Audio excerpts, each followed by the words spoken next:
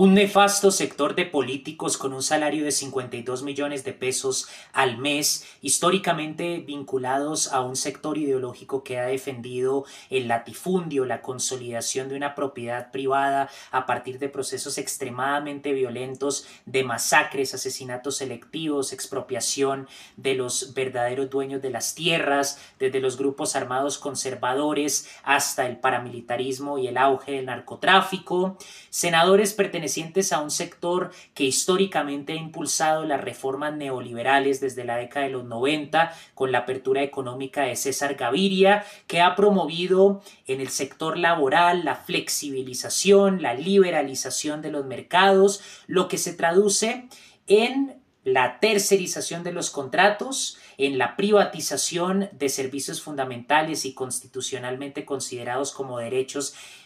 imprescindibles, como la salud, como los fondos pensionales, como las garantías de educación, promoviendo una mayor explotación del trabajo asalariado y generando que haya un aumento de la informalidad, de lo que Marx llamaba el lumpenproletariado, y en general que la calidad de vida, porque los capitales tienen libertad para fijar los precios muy por encima del poder adquisitivo real de las mayorías, pues decaiga radicalmente.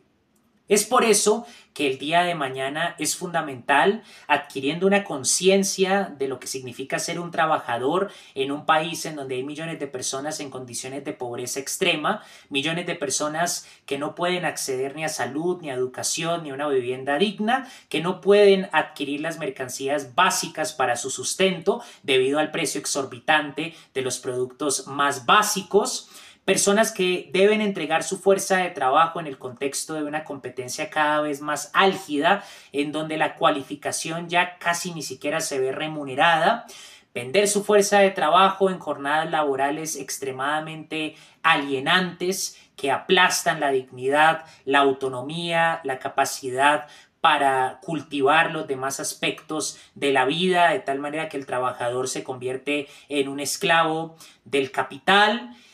Estas personas tenemos que unirnos, tener una conciencia clara de clase, tener una conciencia clara de cuáles son las causas estructurales, no solamente en una administración política particular, sino en la lógica misma del capitalismo, entender cómo el Estado históricamente ha sido el regulador, el administrador de los negocios de la burguesía y cómo hay unos intereses de clase que responden a formas culturales, a expresiones ideológicas que Gramsci, un pensador italiano, analizaba bajo el término de los bloques históricos y del concepto de hegemonía. Debemos unirnos hoy más que nunca para que las conquistas históricas del movimiento obrero no sean pisoteadas por unos oligarcas que están ganando unas sumas absurdas de dinero, que permiten la activación del capital financiero a través de la deuda, que se lucran del endeudamiento de millones de colombianos, que se lucran del conflicto armado, que han defendido los sectores más violentos y radicales del conflicto que ha desangrado nuestra nación, que han cometido todo tipo de crímenes, robándose el heraldo público, robándose dineros que provienen de nuestros impuestos y que impunemente se atreven a tumbar una reforma que busca revolver, aunque sea lenta, la transformación, algo de la dignidad del trabajador que se ve encadenado por un capitalismo cada vez más salvaje, cada vez más ajeno a los intereses éticos más fundamentales, cada vez más indiferente al sufrimiento humano. Les recomiendo tener muy en cuenta el pensamiento económico de Marx, que permite entender cómo la fuerza de trabajo es la única mercancía en el mercado que tiene la particularidad de producir más valor de lo que cuesta su adquisición por medio de la producción de la plusvalía absoluta y relativa. La plusvalía es el excedente que todo trabajador que participa en la producción de una mercancía genera fruto de su jornada laboral, de la objetivación de su fuerza de trabajo física e intelectual,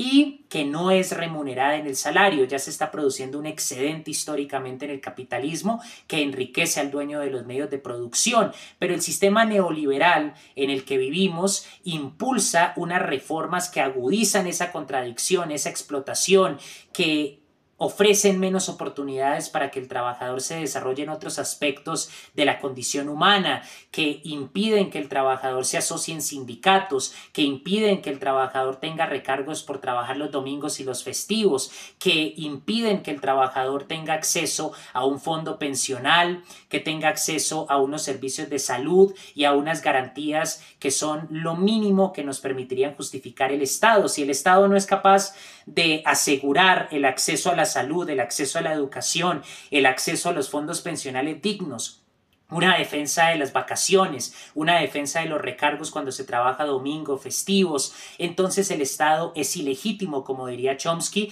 Toda forma de autoridad política debe probar su legitimidad. Estas reformas van encaminadas a frenar